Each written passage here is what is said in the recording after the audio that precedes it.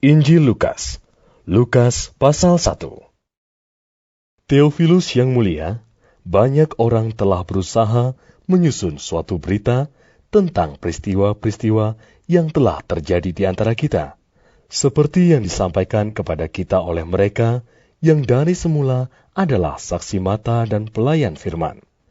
Karena itu, setelah aku menyelidiki segala peristiwa itu dengan seksama dari asal mulanya, aku mengambil keputusan untuk membukukannya dengan teratur bagimu, supaya engkau dapat mengetahui bahwa segala sesuatu yang diajarkan kepadamu sungguh benar.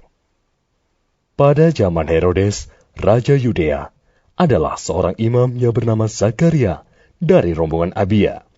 Istrinya juga berasal dari keturunan Harun, namanya Elisabet. Keduanya adalah benar di hadapan Allah, dan hidup menurut segala perintah dan ketetapan Tuhan dengan tidak bercacat. Tetapi mereka tidak mempunyai anak, sebab Elisabet mandul dan keduanya telah lanjut umurnya. Pada suatu kali, waktu tiba giliran rombongannya, Zakaria melakukan tugas keimaman di hadapan Tuhan. Sebab ketika diundi sebagaimana lazimnya untuk menentukan imam yang bertugas, dialah yang ditunjuk untuk masuk ke dalam bait suci dan membakar ukupan di situ. Sementara itu, seluruh umat berkumpul di luar dan sembahyang. Waktu itu adalah waktu pembakaran ukupan. Maka tampaklah kepada Zakaria seorang malaikat Tuhan berdiri di sebelah kanan mezbah pembakaran ukupan. Melihat hal itu, ia terkejut dan menjadi takut. Tetapi malaikat itu berkata kepadanya, "Jangan takut, hai Zakaria, sebab doamu telah dikabulkan.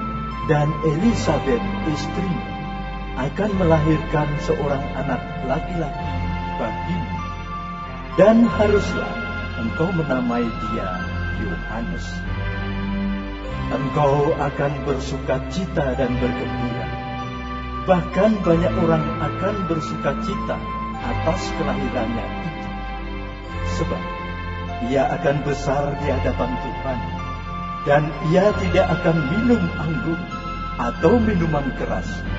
Dan ia akan penuh dengan Roh Kudus, mulai dari rahim ibunya. Ia akan membuat banyak orang Israel berbalik kepada Tuhan Allah mereka. Dan ia akan berjalan mendahului Tuhan dalam roh dan kuasa Elia, untuk membuat hati bapa-bapa berbalik kepada anak-anaknya, dan hati orang-orang durhaka kepada pikiran orang-orang benar, dan dengan demikian menyiapkan bagi Tuhan suatu umat yang layak baginya." Lalu kata Zakaria kepada malaikat itu, "Bagaimanakah aku tahu bahwa hal ini akan terjadi? Sebab aku sudah tua dan istriku sudah lanjut umurnya." Jawab malaikat itu kepadanya, "Akulah Gabriel yang melayani Allah, dan aku telah diutus untuk berbicara dengan engkau dan untuk menyampaikan kabar baik ini kepadamu. Sesungguhnya engkau akan menjadi bisu dan tidak dapat berkata-kata sampai kepada hari di mana semuanya ini terjadi, karena engkau tidak percaya akan perkataanku yang akan nyata kebenarannya pada waktunya." Sementara itu, orang banyak menanti-nantikan Zakaria. Mereka menjadi heran bahwa ia begitu lama berada dalam bait suci. Ketika ia keluar, ia tidak dapat berkata-kata kepada mereka, dan mengertilah mereka bahwa ia telah melihat suatu penglihatan di dalam bait suci. Lalu ia memberi isyarat kepada mereka, sebab ia tetap bisu. Ketika selesai jangka waktu tugas jabatannya, ia pulang ke rumah. Beberapa lama kemudian, Elisabet istrinya mengandung. Dan selama 5 bulan, ia tidak menampakkan diri. Katanya, "Inilah suatu perbuatan Tuhan bagiku. dan sekarang Ia berkenan menghapuskan aibku di depan orang. Dalam bulan yang ke-6, Allah menyuruh malaikat Gabriel pergi ke sebuah kota di Galilea bernama Nazaret kepada seorang perawan yang bertunangan dengan seorang bernama Yusuf dari keluarga Daud. Nama perawan itu Maria. Ketika malaikat itu masuk ke rumah Maria, ia berkata, Salam, hai engkau yang dikaruniai. Tuhan menyertai engkau. Maria terkejut mendengar perkataan itu, lalu bertanya di dalam hatinya, apakah arti salam itu? Kata malaikat itu kepadanya, Jangan takut, hai Maria, sebab engkau beroleh kasih karunia di hadapan Allah. Sesungguhnya, engkau akan mengandung dan akan melahirkan seorang anak laki-laki, dan hendaklah engkau menamai dia Yesus. Ia akan menjadi besar dan akan disebut anak Allah yang Maha Tinggi. Dan Tuhan Allah akan mengaruniakan kepadanya tahta Daud, bapa leluhurnya. Dan ia akan menjadi raja atas kaum keturunan Yakub sampai selama-lamanya, dan kerajaannya tidak akan berkesudahan. Kata Maria kepada malaikat itu, Bagaimana hal itu mungkin terjadi? Karena aku belum bersuami. Jawab malaikat itu kepadanya, Roh Kudus akan turun atasmu, dan kuasa Allah yang Maha Tinggi akan menaungi engkau. Sebab itu, anak yang akan kau lahirkan itu akan disebut Kudus, anak Allah. Dan sesungguhnya, Elisabet, sanakmu itu, ia pun sedang mengandung seorang anak laki-laki pada hari tuanya. Dan inilah bulan yang ke-6 bagi dia, yang disebut mandul itu. Sebab bagi Allah tidak ada yang mustahil. kata Maria, Sesungguhnya aku ini adalah hamba Tuhan. Jadilah padaku menurut perkataanmu itu. lalu malaikat itu meninggalkan dia. Beberapa waktu kemudian, berangkatlah Maria dan langsung berjalan ke pegunungan menuju sebuah kota di Yehuda. Di situ, ia masuk ke rumah Zakaria dan memberi salam kepada Elisabet. Dan ketika Elisabet mendengar salam Maria, melonjaklah anak yang di dalam rahimnya, dan Elisabet pun penuh dengan Roh Kudus.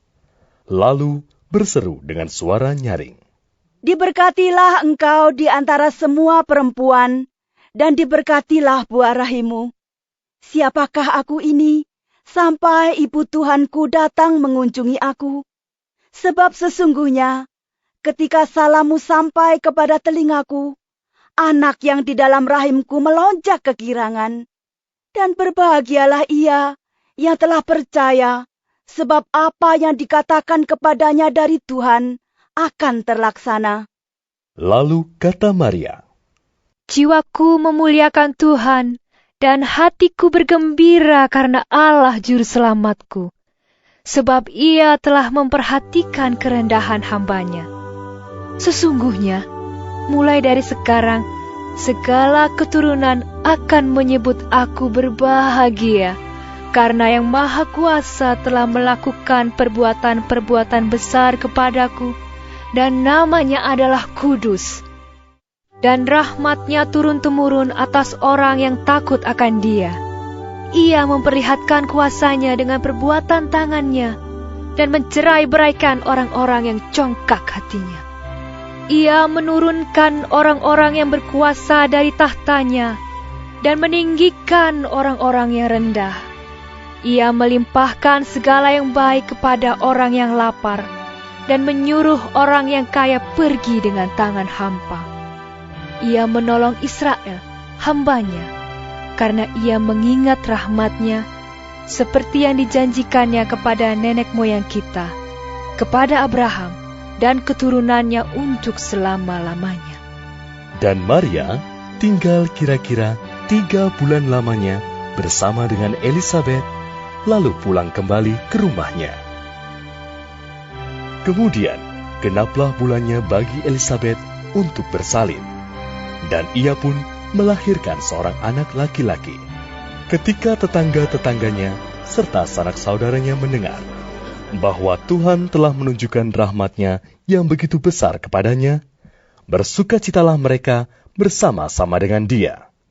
Maka datanglah mereka pada hari yang ke-8 untuk menyunatkan anak itu, dan mereka hendak menamai dia Zakaria menurut nama bapaknya. Tetapi ibunya berkata, "Jangan, ia harus dinamai Yohanes." Kata mereka kepadanya, "Tidak ada di antara sanak saudaramu yang bernama demikian." Lalu mereka memberi isyarat kepada bapaknya untuk bertanya nama apa yang hendak diberikannya kepada anaknya itu. Ia meminta batu tulis, lalu menuliskan kata-kata ini, "Namanya adalah Yohanes." Dan mereka pun heran semuanya. Dan seketika itu juga terbukalah mulutnya dan terlepaslah lidahnya. Lalu ia berkata-kata dan memuji Allah. Maka ketakutanlah semua orang yang tinggal di sekitarnya. Dan segala peristiwa itu menjadi buah tutur di seluruh pegunungan Yudea. Dan semua orang yang mendengarnya merenungkannya dan berkata, "Menjadi apakah anak ini nanti?" Sebab tangan Tuhan menyertai dia. Dan Zakaria ayahnya penuh dengan Roh Kudus, lalu bernubuat, katanya, Terpujilah Tuhan Allah Israel, sebab Ia melawat umat-Nya dan membawa kelepasan baginya.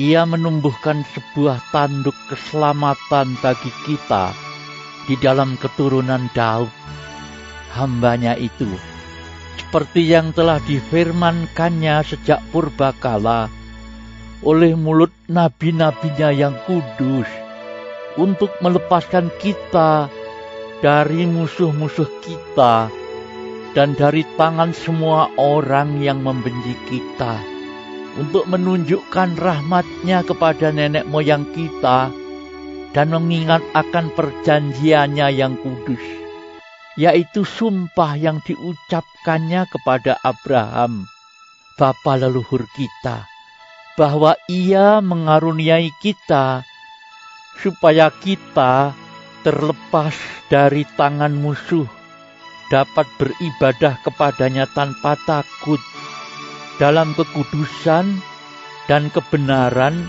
di hadapannya seumur hidup kita. Dan engkau, hai anakku, akan disebut Nabi Allah yang Maha Tinggi, karena engkau akan berjalan mendahului Tuhan untuk mempersiapkan jalan baginya, untuk memberikan kepada umat-Nya pengertian akan keselamatan yang berdasarkan pengampunan dosa-dosa mereka.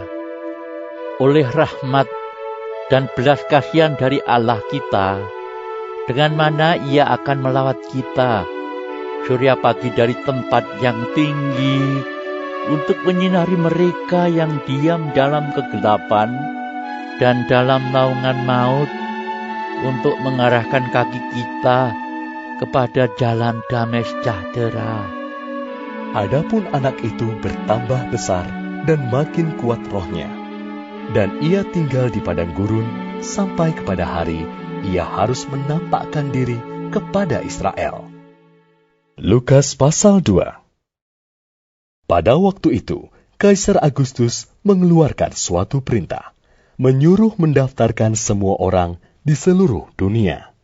Inilah pendaftaran yang pertama kali diadakan sewaktu Quirinius menjadi wali negeri di Syria. Maka pergilah semua orang mendaftarkan diri, masing-masing di kotanya sendiri. Demikian juga Yusuf pergi dari kota Nazaret di Galilea ke Yudea, ke kota Daud yang bernama Betlehem, karena ia berasal dari keluarga dan keturunan Daud, supaya didaftarkan bersama-sama dengan Maria, tunangannya, yang sedang mengandung. Ketika mereka di situ, tibalah waktunya bagi Maria untuk bersalin. Dan ia melahirkan seorang anak laki-laki, anaknya yang sulung. Lalu dibungkusnya dengan lampin dan dibaringkannya di dalam palungan, karena tidak ada tempat bagi mereka di rumah penginapan. Di daerah itu ada gembala-gembala yang tinggal di padang menjaga kawanan ternak mereka pada waktu malam. Tiba-tiba berdirilah seorang malaikat Tuhan di dekat mereka, dan kemuliaan Tuhan bersinar meliputi mereka, dan mereka sangat ketakutan. Lalu kata malaikat itu kepada mereka, "Jangan takut, sebab sesungguhnya aku memberitakan kepadamu kesukaan besar untuk seluruh bangsa. Hari ini telah lahir bagimu Juru Selamat, yaitu Kristus, Tuhan di kota Daud. Dan inilah tandanya bagimu. Kamu akan menjumpai seorang bayi dibungkus dengan lampin dan terbaring di dalam palungan." Dan tiba-tiba tampaklah bersama-sama dengan malaikat itu sejumlah besar bala tentara surga yang memuji Allah. Katanya, Kemuliaan bagi Allah di tempat yang maha tinggi, dan damai sejahtera di bumi di antara manusia yang berkenan kepadanya. setelah malaikat-malaikat itu meninggalkan mereka dan kembali ke sorga, gembala-gembala itu berkata seorang kepada yang lain, "Marilah kita pergi ke Betlehem untuk melihat apa yang terjadi di sana, seperti yang diberitahukan Tuhan kepada kita." Lalu mereka cepat-cepat berangkat dan menjumpai Maria dan Yusuf dan bayi itu yang sedang berbaring di dalam palungan. Dan ketika mereka melihatnya, mereka memberitahukan apa yang telah dikatakan kepada mereka tentang anak itu. Dan semua orang yang mendengarnya heran tentang apa yang dikatakan gembala-gembala itu kepada mereka. Tetapi Maria menyimpan segala perkara itu di dalam hatinya dan merenungkannya. Maka kembalilah gembala-gembala itu sambil memuji dan memuliakan Allah, karena segala sesuatu yang mereka dengar dan mereka lihat, semuanya sesuai dengan apa yang telah dikatakan kepada mereka. Dan ketika genap 8 hari dan ia harus disunatkan, ia diberi nama Yesus, yaitu nama yang disebut oleh malaikat sebelum ia dikandung ibunya. Dan ketika genap waktu pentahiran, menurut hukum Taurat Musa, mereka membawa dia ke Yerusalem untuk menyerahkannya kepada Tuhan, seperti ada tertulis dalam hukum Tuhan. Semua anak laki-laki sulung harus dikuduskan bagi Allah. Dan untuk mempersembahkan korban menurut apa yang difirmankan dalam hukum Tuhan, yaitu sepasang burung tekukur atau 2 ekor anak burung merpati. Adalah di Yerusalem seorang bernama Simeon. Ia seorang yang benar dan saleh yang menantikan penghiburan bagi Israel. Roh Kudus ada di atasnya, dan kepadanya telah dinyatakan oleh Roh Kudus bahwa ia tidak akan mati sebelum ia melihat Mesias, yaitu Dia yang diurapi Tuhan. Ia datang ke Bait Allah oleh Roh Kudus. Ketika Yesus, anak itu dibawa masuk oleh orang tuanya untuk melakukan kepadanya apa yang ditentukan hukum Taurat, ia menyambut anak itu dan menatangnya sambil memuji Allah. Katanya, "Sekarang Tuhan, biarkanlah hamba-Mu ini pergi dalam damai sejahtera, sesuai dengan firman-Mu.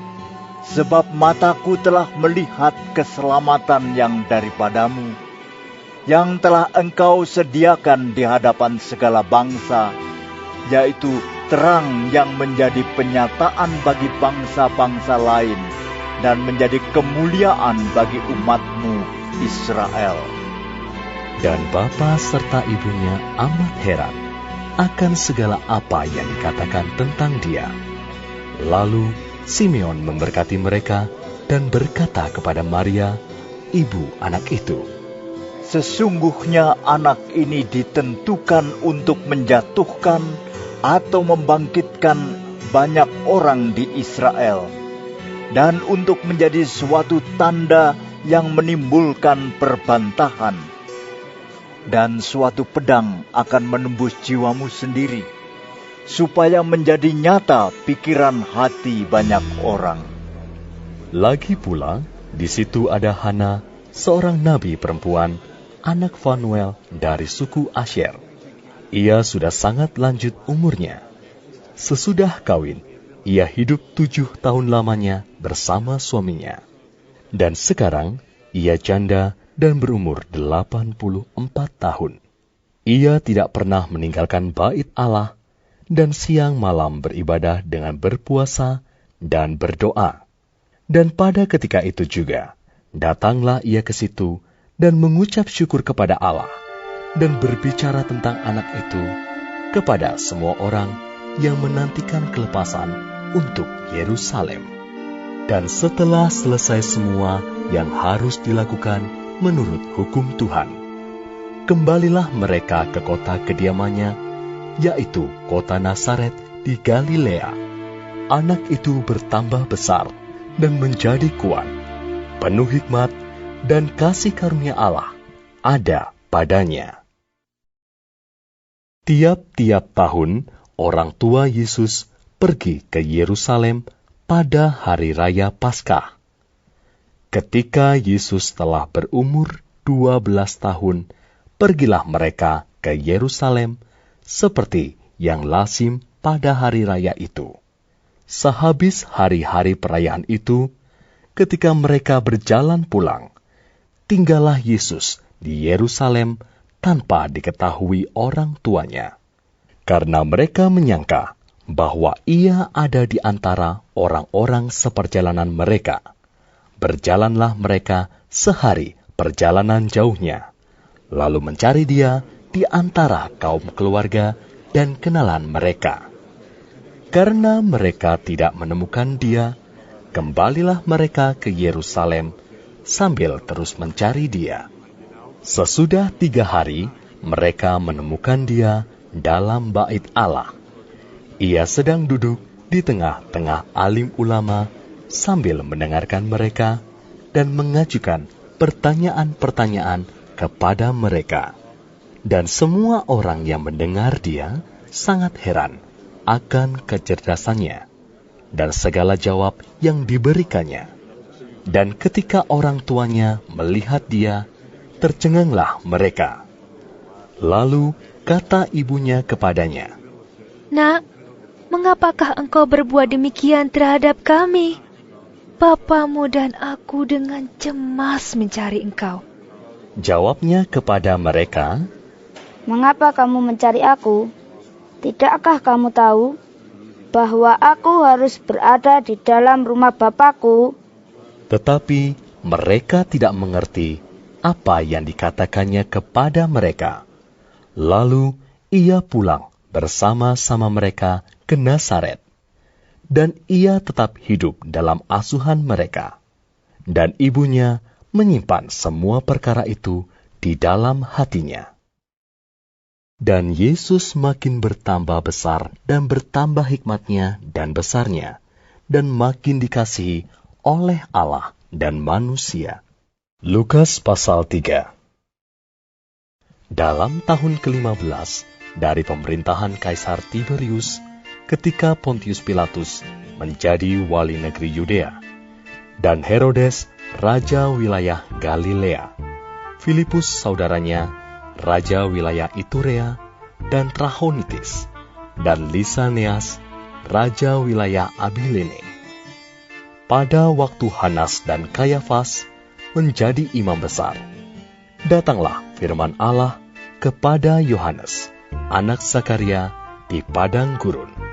Maka datanglah Yohanes ke seluruh daerah Yordan dan menyerukan, "Bertobatlah, dan berilah dirimu dibaptis, dan Allah akan mengampuni dosamu. Seperti ada tertulis dalam kitab Nubuat-Nubuat Yesaya. Ada suara yang berseru-seru di padang gurun. Persiapkanlah jalan untuk Tuhan. Luruskanlah jalan baginya. Setiap lembah akan ditimbun, dan setiap gunung dan bukit akan menjadi rata. Yang berliku-liku akan diluruskan, yang berlekuk-lekuk akan diratakan.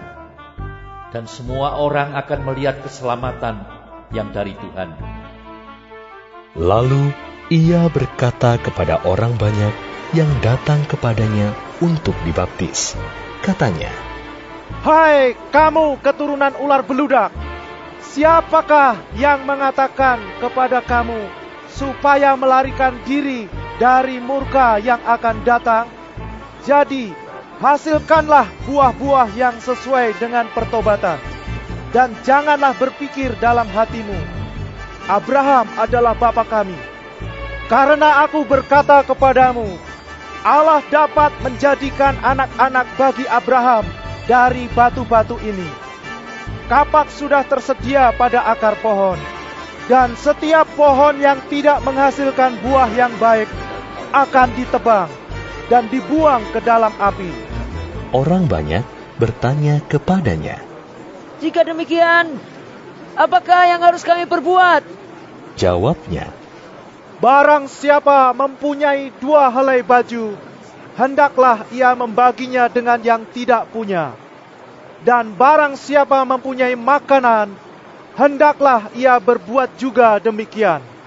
Ada datang juga pemungut-pemungut cukai untuk dibaptis, dan mereka bertanya kepadanya, "Guru, apakah yang harus kami perbuat?" Jawabnya, "Jangan menagih lebih banyak daripada yang telah ditentukan bagimu." Dan prajurit-prajurit bertanya juga kepadanya, "Dan kami, apakah yang harus kami perbuat?" Jawab Yohanes kepada mereka, "Jangan merampas dan jangan memeras, dan cukupkanlah dirimu dengan gajimu." Tetapi karena orang banyak sedang menanti dan berharap, dan semuanya bertanya dalam hatinya tentang Yohanes, kalau-kalau ia adalah Mesias. Yohanes menjawab dan berkata kepada semua orang itu, "Aku membaptis kamu dengan air, tetapi Ia yang lebih berkuasa daripadaku akan datang, dan membuka tali kasutnya pun aku tidak layak. Ia akan membaptis kamu dengan Roh Kudus dan dengan api. Alat penampi sudah di tangannya untuk membersihkan tempat pengirikannya dan untuk mengumpulkan gandumnya ke dalam lumbungnya. Tetapi debu jerami itu akan dibakarnya dalam api yang tidak terpadamkan." Dengan banyak nasihat lain Yohanes memberitakan Injil kepada orang banyak. Akan tetapi, setelah ia menegur raja wilayah Herodes karena peristiwa Herodias, istri saudaranya, dan karena segala kejahatan lain yang dilakukannya, raja itu menambah kejahatannya dengan memasukkan Yohanes ke dalam penjara. Ketika seluruh orang banyak itu telah dibaptis, dan ketika Yesus juga dibaptis dan sedang berdoa, terbukalah langit, dan turunlah Roh Kudus dalam rupa burung merpati ke atasnya. Dan terdengarlah suara dari langit, "Engkaulah anakku yang kukasihi, kepadamulah aku berkenan." Ketika Yesus memulai pekerjaannya, ia berumur kira-kira 30 tahun, dan menurut anggapan orang, ia adalah anak Yusuf, anak Eli, anak Matat, anak Lewi, anak Malki, anak Yanai, anak Yusuf, anak Matika, anak Amos, anak Nahum, anak Hesli, anak Nagai, anak Maat, anak Matika, anak Simei, anak Yoseh, anak Yoda, anak Yohanan, anak Resa, anak Serubabel, anak Sealtiel, anak Neri, anak Malki, anak Adi, anak Kosam, anak Elmadam, anak Er, anak Yesua, anak Eliezer,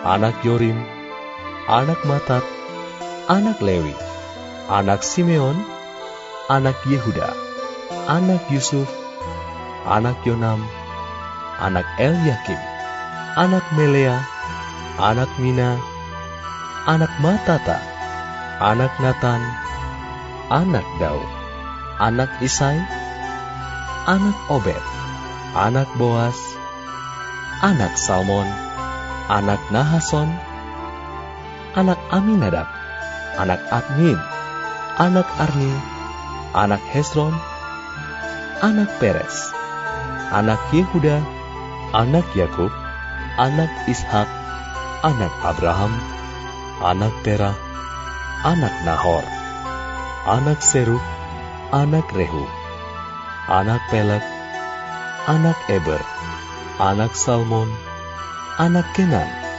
anak Arpaksad, anak Sem, anak Nuh, anak Lamekh, anak Metusala, anak Henoch, anak Yared, anak Mahalaleel, anak Kenan, anak Enos, anak Set, anak Adam, anak Allah.